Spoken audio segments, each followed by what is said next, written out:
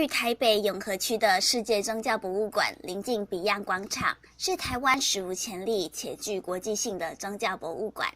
馆内收藏包含了佛教、台湾民间信仰、印度教、基督宗教、伊斯兰教等全球各地各式宗教文物展览及其信仰介绍。一个很新的博物馆，跟很多的博物馆都不一样。那很多博物馆都是以文物为主，这是一个概念性博物馆，所以你发觉有些地方并不是那么明亮，因为是以文物为主的博物馆，它必须要很亮，很亮啊，然后它能看得到文物。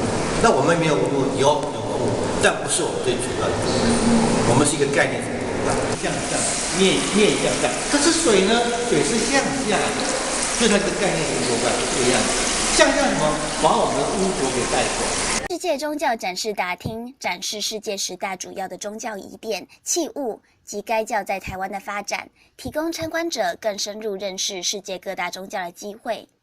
生命之旅厅借由文物、影音及硬体设计材质的变化，呈现出生、成长、中年、老年、死亡等生命5大阶段中人与宗教的互动关系。博物馆，所以它接到世界上所有的宗教。那世界上都有多少宗教呢？没有人知道，没有标准答案，从来没有一个标准答案。因为什么？它宗教一直在动，有旧的宗教，有新的宗教，新的宗教一直在发展，一直在出现。台湾的信仰，那什么叫台湾的信仰？因为当初上面三个教授来设计的博物馆的时候，非常尊敬我们，非常敬佩我们。为什么？我们建这个博物馆要不要钱？要啊！钱谁来的？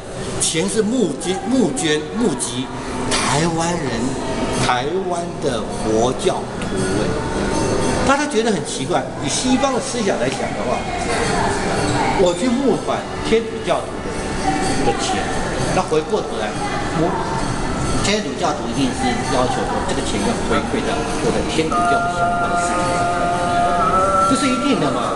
人都是自私的吗？可是他会好奇到说，很佩服说，为什么台湾的佛教徒捐了钱回来去做世界宗教博物馆？这除了佛教以外的人，他会觉得很压力，所以他是很佩服。世界宗教博物馆是由来自缅甸的新道师傅所推动建立的，主要原因是因为新道师傅认为地球上不应该有国籍及宗教信仰的分别。